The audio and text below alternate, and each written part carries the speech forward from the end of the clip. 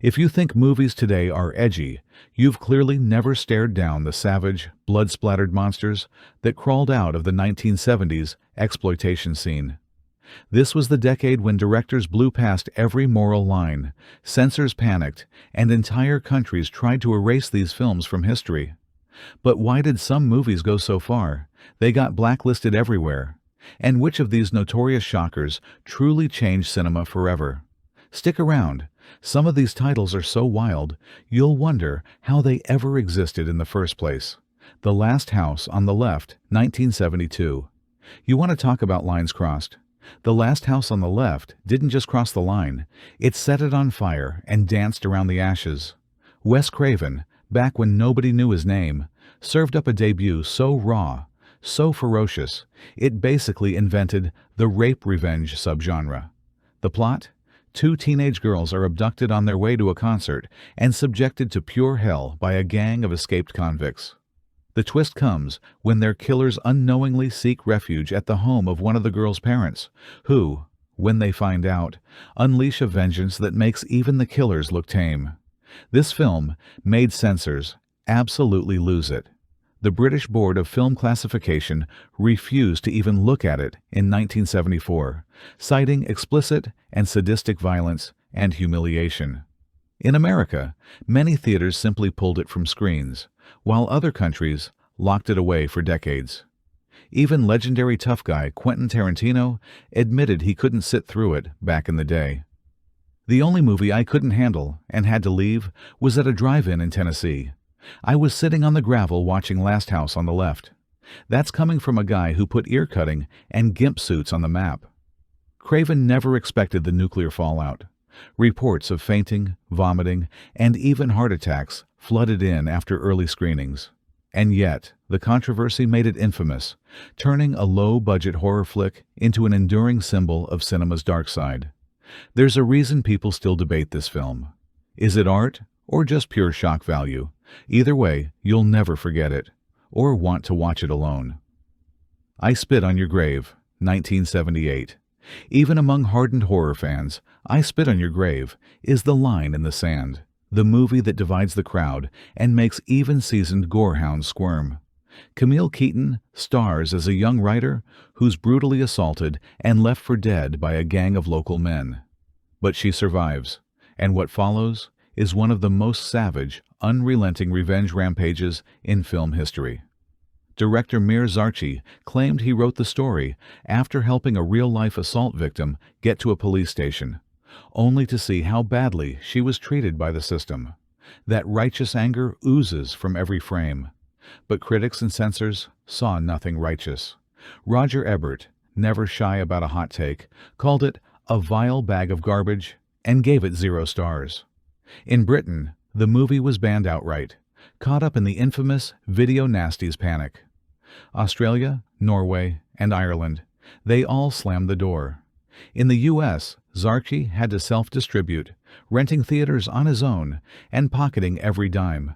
Despite the public outrage, the film hauled in over $5 million worldwide, a massive sum for an indie revenge flick.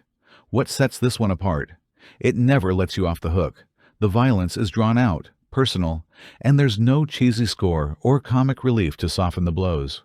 You either walk away feeling sick or triumphant. Either way, I Spit on Your Grave doesn't care. It's cinema that punches you in the gut and asks if you're still watching. Most people tap out early. The Texas Chainsaw Massacre, 1974. Think you've seen everything horror can throw at you? Think again. The Texas Chainsaw Massacre might be the most infamous banned film that barely shows any blood. 5 friends, a van, the middle of nowhere Texas, and a family of cannibals led by the legend himself, Leatherface. A guy who wears a mask made of human skin and swings a chainsaw like he's carving up Sunday dinner. Even with the gore mostly implied, the raw, relentless terror made censors everywhere lose their minds. The MPAA refused to give it an R rating. The UK went a step further, X-rated and flat-out banned. In fact, the ban was so severe, British censors even blacklisted the word chainsaw from movie titles. Canada joined the bandwagon, with several provinces refusing to screen it. But did all that outrage stop people from watching? Not a chance. The movie made over $30 million at the U.S. box office, an absolutely staggering haul for an indie film shot on fumes and desperation. Texas Chainsaw rewrote the playbook for horror. It inspired Halloween, Friday the 13th, and pretty much every cabin in the woods slaughterhouse that followed. Critics at the time didn't know what to make of it.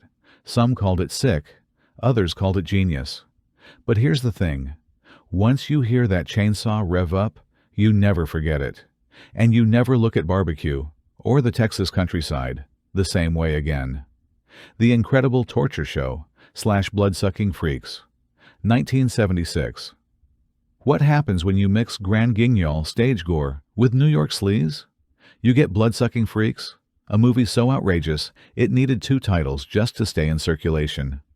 Originally released as The Incredible Torture Show, this is the story of Sardu, a sadistic magician who puts on off-Broadway shows where the illusions are all too real torture and murder. Audiences in the film cheer for horrors they don't realize are real, while the real-world censors were the only ones not applauding.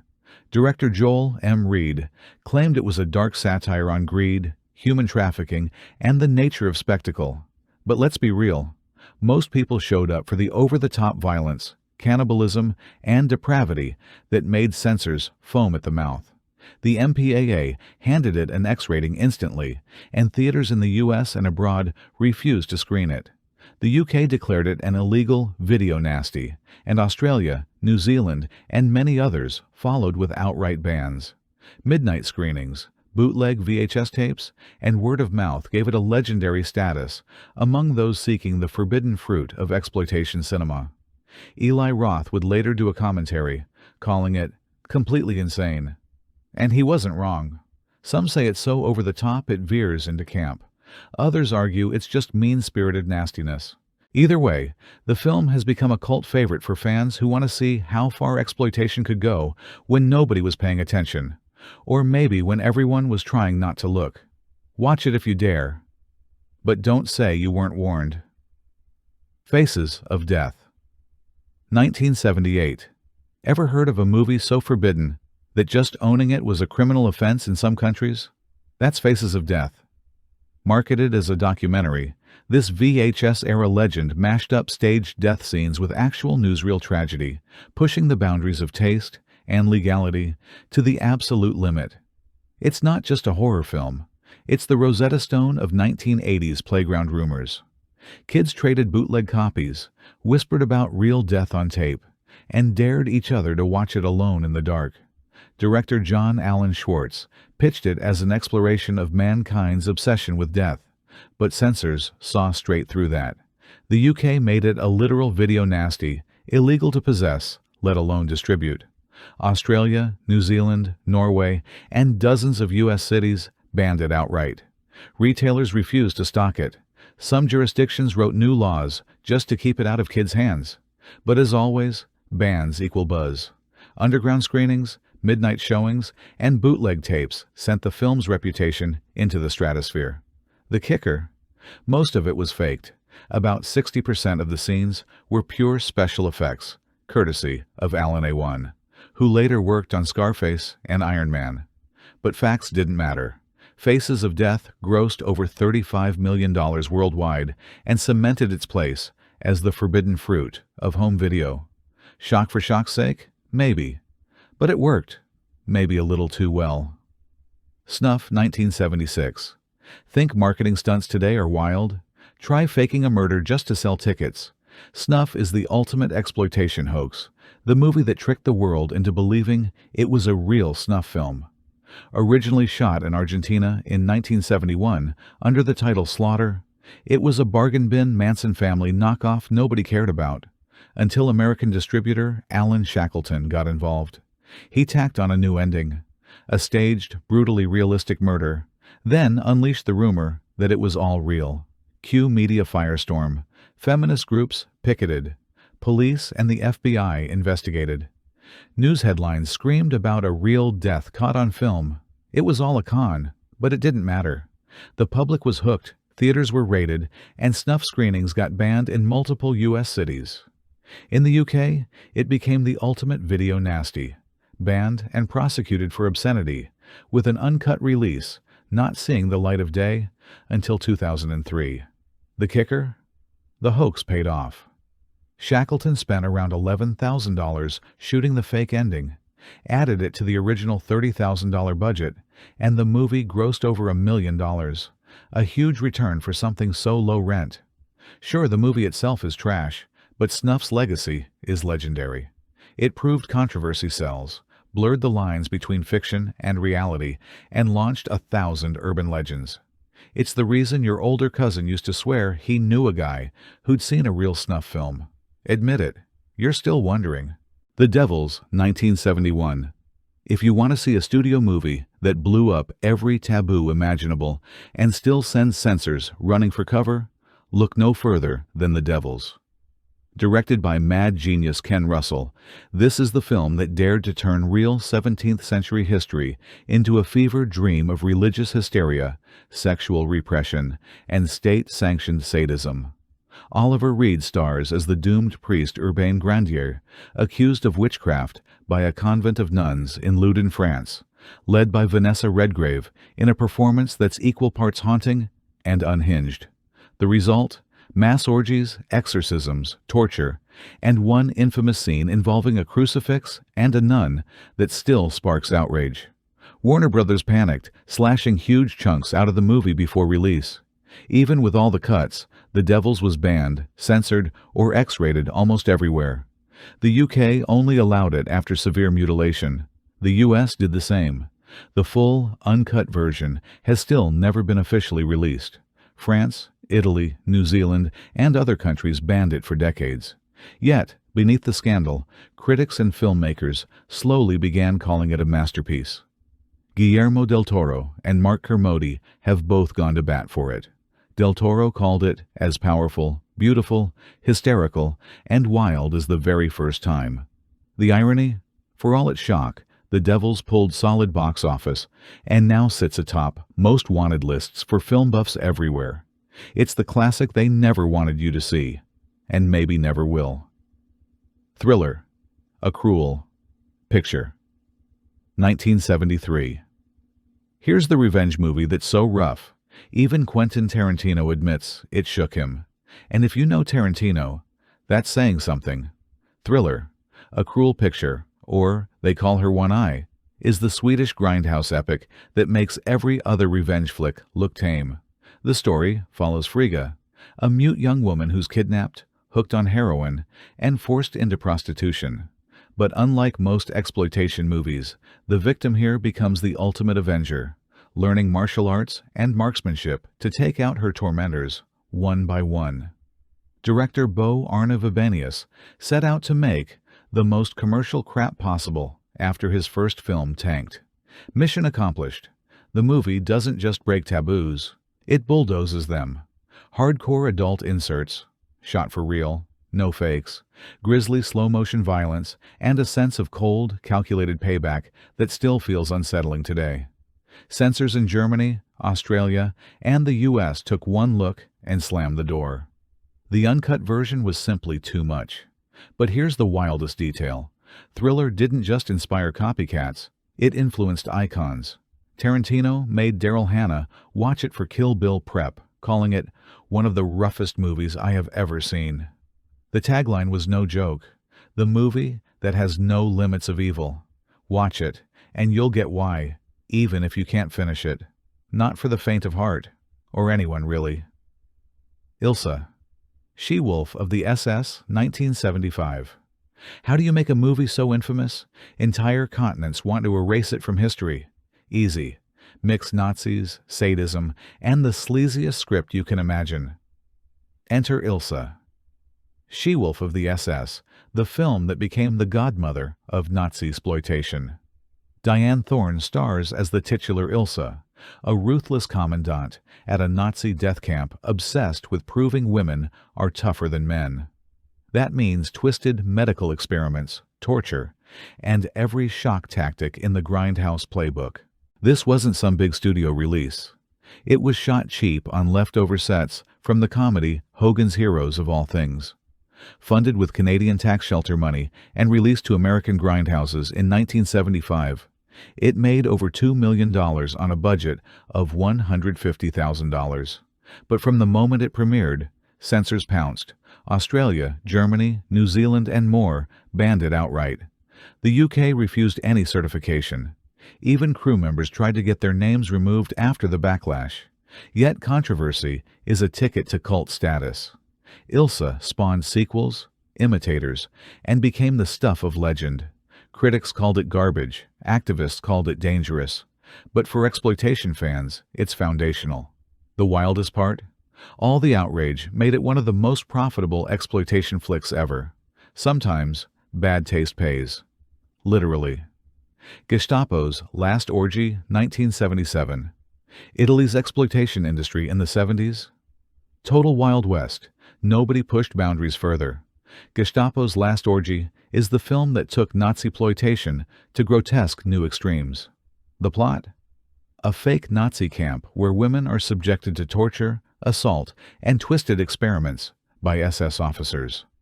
Shot on a shoestring budget with the usual Italian flair for trashy excess, this was designed to shock, offend, and leave audiences squirming. The UK censors were not amused. When the video nasties panic hit in the 80s, this movie was their public enemy number one, banned as obscene, with nobody even daring to submit a censored version for decades. Germany wouldn't touch it until 2005. Even for hardened grindhouse fans, some scenes are pure nightmare fuel: boiling and freezing torture, dehumanization, and violence that even the director admitted was for effect, not art. Yet, ironically, the actual film is clunky, poorly acted, and often dull, proof that sometimes controversy is more about rumor than reality. But as a banned film, Gestapo's Last Orgy became a collector's prize and an enduring symbol of how far Eurotrash cinema would go just to get noticed. You don't watch this one for entertainment. You watch it because you're chasing the absolute outer limits of banned cinema. Last Tango in Paris, 1972. You probably didn't expect to see Marlon Brando in a list packed with grindhouse gore and shock cinema. But Last Tango in Paris is banned movie royalty for one reason: it shattered every sexual taboo of its era, sparking global outrage. Directed by Bernardo Bertolucci, the film's infamous butter scene and relentless, unsimulated eroticism detonated a scandal in Europe and America alike. Brando and Maria Schneider play strangers entangled in a brutal, anonymous affair that's as emotionally violent as it is physical. Italy's government seized all copies, tried Bertolucci for obscenity, and stripped him of his civil rights for 5 years. In several countries, the film was cut to shreds. In others, banned entirely. Even decades later, the controversy only grows. Schneider later spoke out about the trauma behind the film's most infamous moments, fueling new debates about consent and exploitation on set. Yet, for all the scandal, Last Tango in Paris is also a work of art, shot with a feverish energy, featuring a Brando performance so raw it feels almost illegal to watch. Some critics hailed it as a masterpiece, others called it pornography. The bans only made it more legendary, and its legacy still stirs up arguments in film schools and censors' offices alike.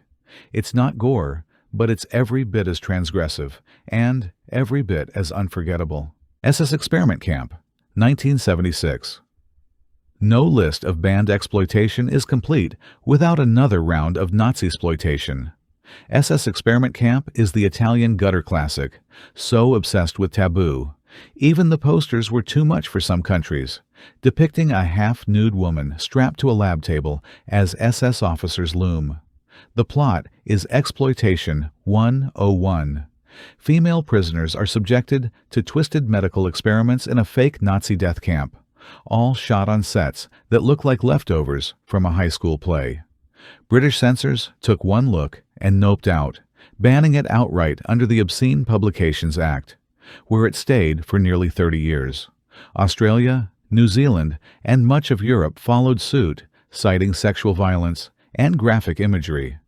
Even when it did finally emerge, it was in censored, battered forms that fans immediately sought to replace with the legendary uncut bootlegs. But here's the truth. For all the hype, the movie itself is mostly cheap, sleazy, and more infamous than effective. The violence and nudity are as over the top as the acting is underwhelming. Still, the infamy sticks. SS Experiment Camp is shorthand for Too Far, the kind of title you'd drop to prove your grindhouse cred. It's the movie you never watch with your parents in the room, or admit you've seen it all. Mark of the Devil, 1970. Tongue-ripping, branding, burning at the stake. Mark of the Devil doesn't pull punches, it throws the whole damn arsenal.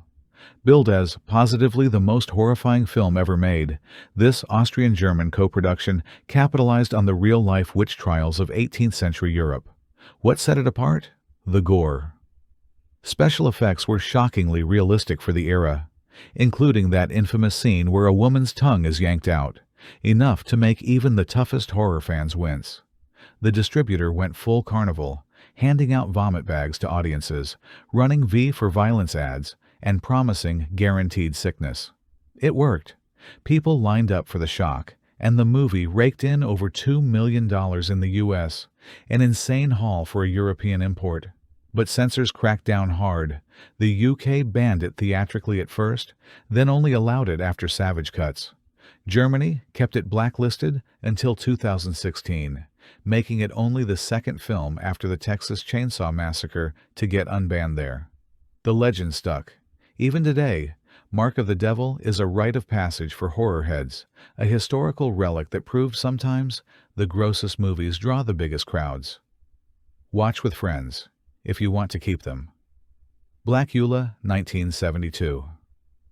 Don't let the cheesy rubber bats fool you. Blackula is one of the wildest, most influential, and most surprising entries in banned exploitation history. What started as a quick cash-in on the blaxploitation craze turned into something far more ambitious. William Marshall plays an African prince cursed by Dracula, reawakening in modern-day Los Angeles as the smoothest, baddest vampire ever to rock a cape and fangs. The film made big waves for its time. Serious themes of race and tragedy, a hero who refused to be a caricature, and a soundtrack packed with early 70s soul and funk. But the censors saw the violence, the sexuality, and, yes, a whole lot of blood, and came down hard. Several countries banned or censored Blackula for glamorizing violence and excessive horror. In the UK, it teetered on the edge of the video nasties list, with local councils fighting to keep it off screens. Despite the controversy, Blackula did what few exploitation films managed. It crossed over, becoming a legit box office hit and earning respect from horror historians and genre fans alike.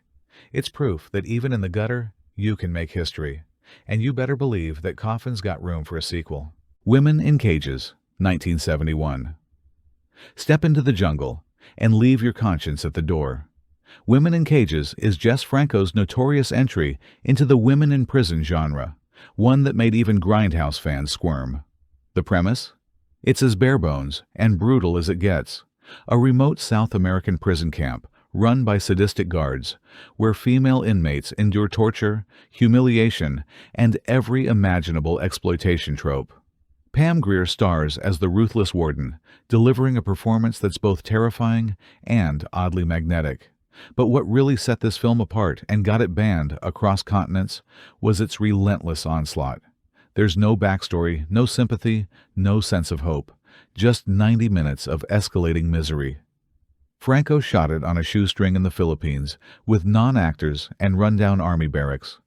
The result is grimy, raw, and uncomfortably real, right down to the sweat and dirt on every face. British censors rejected it outright, first locally, then nationally, during the infamous Video Nasties crackdown. Italy followed suit, and in the U.S., it could only be found in bootleg VHS bins or the sleaziest midnight screenings. Even by Franco's wild standards, and this guy made dozens of banned films, Women in Cages is notorious. Critics called it sadistic trash. Fans called it a cult masterpiece. The truth is, it's both. a film that forces you to ask yourself why you're still watching. It's exploitation cinema distilled to its meanest form. No artifice, just raw nerves. Watch it if you dare, but don't expect a shower to make you feel clean again. Bloodsucking Freaks, 1976. When a movie's original title is The Incredible Torture Show, you know you're in for a ride straight to the bottom. Bloodsucking Freaks is a gleefully depraved celebration of excess, part off-Broadway sleaze, part cannibal cabaret, all pure shock. The story? A sadistic magician and his hulking assistant kidnap women for their theater of terror, subjecting them to torture, brainwashing, and worse, all in front of a live audience. The line between act and reality. Gone after the opening credits, director Joel M. Reed went all in on the satirical angle, claiming it was a commentary on greed and exploitation. But let's be honest, most people watched for the outrage. Cannibalism, nudity, and ultra-violence are par for the course. The MPAA slapped it with an X rating instantly, and some theaters refused to touch it at all. But in true grindhouse fashion, midnight showings kept it alive.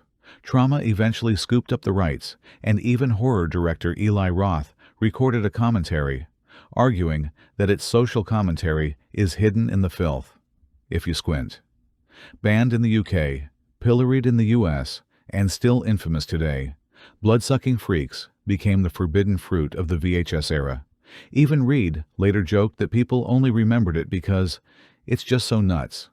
Is it satire? Is it sleaze? It's both. But one thing's for sure, if you can get through it without cringing, you're officially grindhouse royalty. Love Camp 7 1969. Don't let the pre-70s release date fool you. Love Camp 7 is a true product of the era's anything goes sensibility, and it got banned just as hard as its younger siblings. This is the film that basically invented the Nazi exploitation or Nazi-ploitation subgenre. Think Ilsa, but earlier and even more shameless. The plot? Allied agents infiltrate a secret Nazi prison camp filled with women, only to get caught up in a whirlwind of sadism, abuse, and over-the-top depravity. Shot quickly and cheaply in California, the movie wastes no time jumping straight to the good stuff.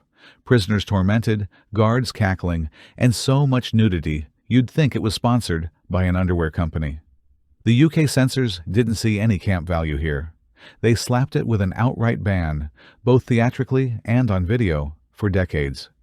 Even attempts to release a censored version met with firm refusals.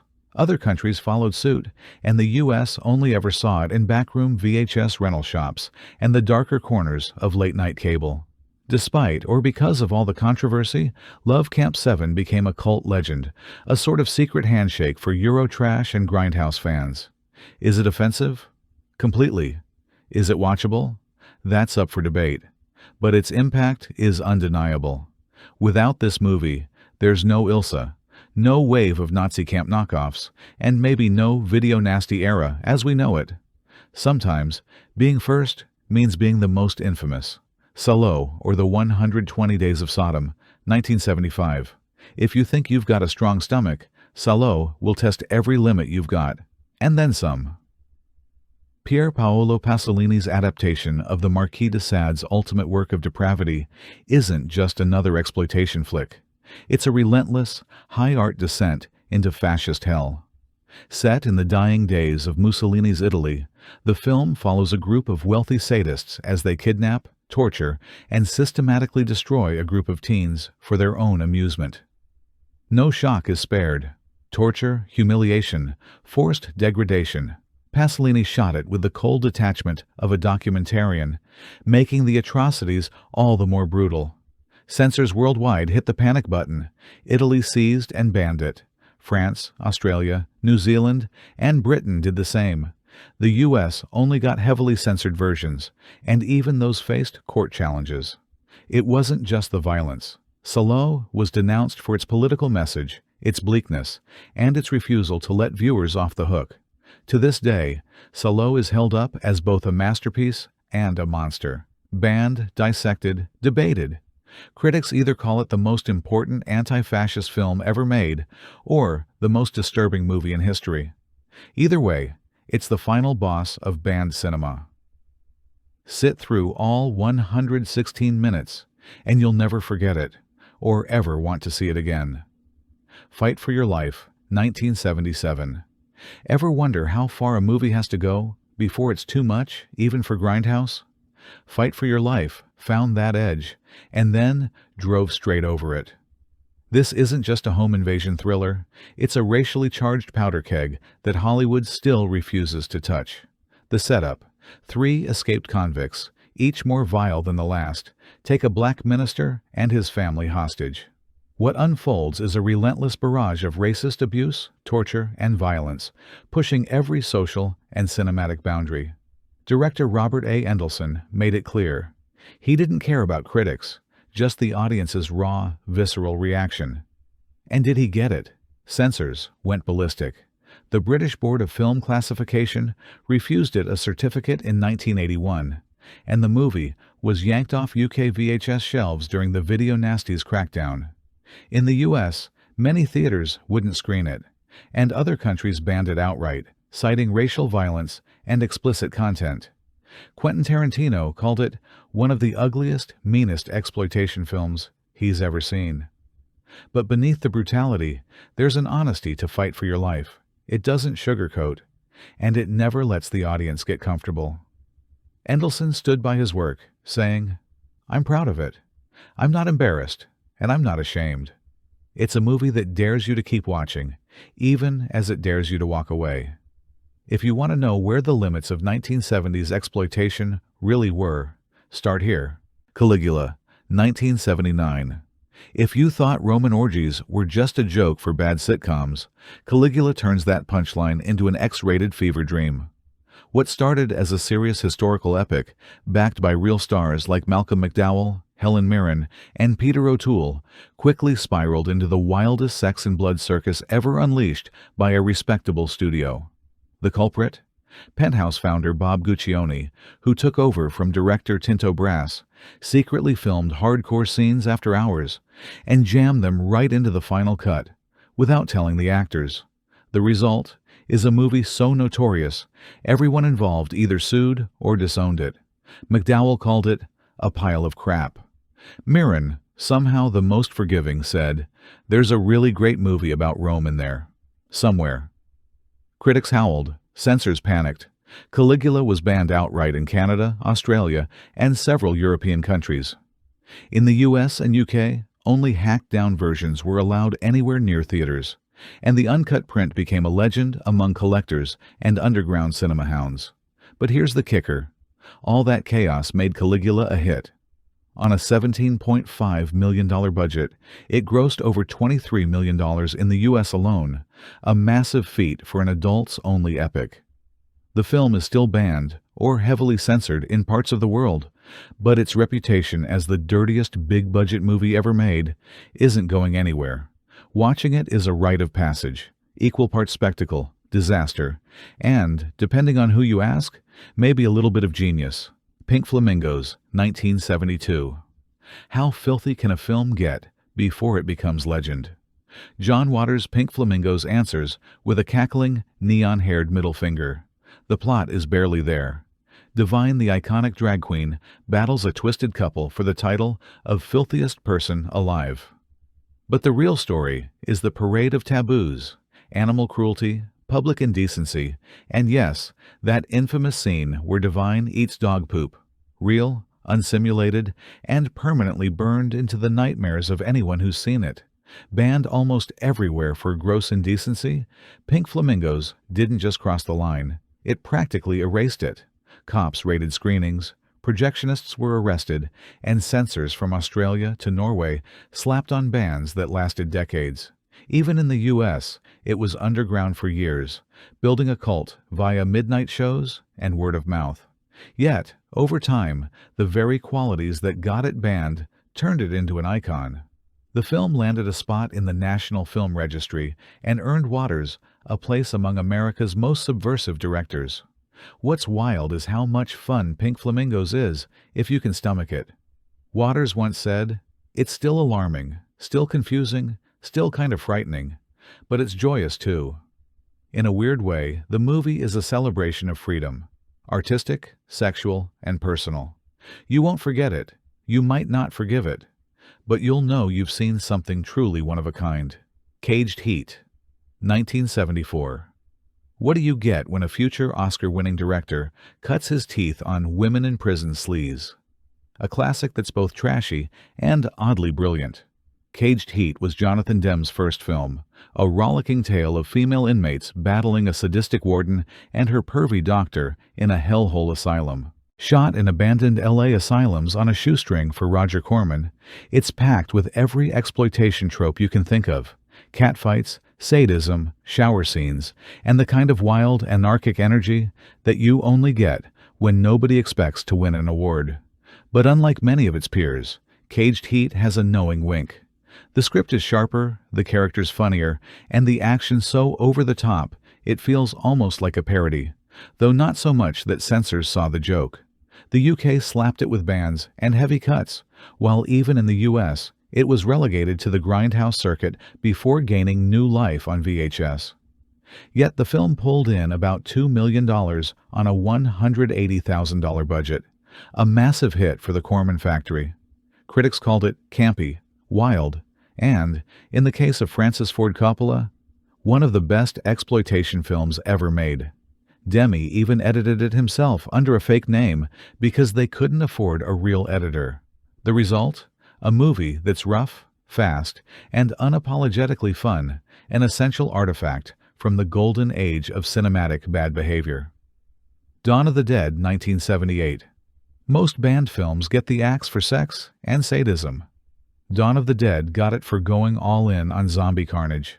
George Romero's follow-up to Night of the Living Dead dials everything up. More blood, more mayhem, and a pitch-black sense of humor that skewers American consumerism almost as viciously as it does the undead. The setup? Survivors hole up in a shopping mall, surrounded by hordes of zombies, who, as Romero put it, just want to go shopping. What made Dawn so controversial wasn't just the gallons of fake blood courtesy of effects maestro Tom Savini, but the sheer relentlessness. No one is safe. Not heroes, not kids, not even the zombies themselves, who get blown apart in almost comical fashion. Germany, Australia, and other countries slammed it with bans or forced deep cuts. Even in the U.S., unrated print circulated in the grindhouse circuit, while critics argued whether it was too much or just too smart for its own good. But the public loved it. With a budget of about $650,000, Dawn of the Dead grossed over $55 million worldwide, becoming a defining moment in horror. Romero couldn't get studio money, so he went indie and proved you don't need permission to make history. This is the movie that made zombies cool, scary, and somehow a metaphor for everyone you see at the mall. Emmanuelle in America, 1977. If you ever want to see just how far the Emmanuelle series was willing to push, Emmanuelle in America is the nuclear option. What started as Euro softcore turned into full-on X-rated madness, complete with real animal cruelty, hardcore inserts, and maybe the most notorious rumor in exploitation, the first depiction of a snuff film within a movie. The plot barely matters. Sylvia Crystal's Emmanuelle travels the globe, exploring sexual freedom and uncovering an underground world of depravity. Italian director Joe D'Amato, never one for subtlety, jammed in scenes so explicit and unhinged that even seasoned censors threw in the towel. Italy, Australia, the UK, and countless others either banned the film outright or forced brutal cuts. In the US, most prints were bootleg, circulating on the black market with whispered warnings of the movie that goes too far. Even critics who championed erotic cinema distanced themselves. This wasn't art, it was a dare. The film's legacy is equal parts infamy and curiosity. Some call it a masterpiece of bad taste, others call it an ethical disaster. But it remains a legend for grindhouse completists and anyone fascinated by the outer edges of cinematic freedom and controversy. Watch it, and you'll understand why some movies are talked about in hushed tones decades later. Night Train Murders, 1975. Sometimes called Italy's answer to Last House on the Left. Night Train Murders is a holiday nightmare that takes the rape revenge template and dials up the psychological horror. Directed by Aldo Lado, the story follows two young women traveling home for Christmas. On their train ride, they cross paths with two sociopathic criminals and a seemingly respectable woman. What starts as uneasy tension quickly descends into a pit of sexual violence, humiliation, and cold-blooded terror, right in the claustrophobic confines of a train car. What truly sets this one apart isn't just the brutality. It's the way the violence seeps into every frame, with a realism that feels invasive and deeply unsettling. Ennio Morricone's haunting score only twists the knife further. Censors weren't having it. Night Train Murders was banned in the UK as a video nasty, pulled from shelves in Australia and New Zealand, and forced to undergo major cuts across Europe. Even decades later, it remains controversial, with uncut versions still hard to find in some markets. But for cult cinema diehards, this film is a masterclass in tension and dread. A rare exploitation movie that actually feels like it's trying to say something about violence and voyeurism, even as it forces you to confront your own limits. If you think you're numb to shock, this Italian nightmare will remind you that horror can still get under your skin. So, after all that blood, outrage, and celluloid chaos, are you shocked or just curious what got left off this list? Banned films from the 70s didn't just push boundaries, they built the blueprint for controversy, for better or worse. Which of these forbidden flicks have you actually seen? Drop your jaw-dropping reactions or wildest grindhouse stories in the comments. Don't forget to like, share, and subscribe for more cinematic madness. And remember, some movies are banned for a reason. Or are they?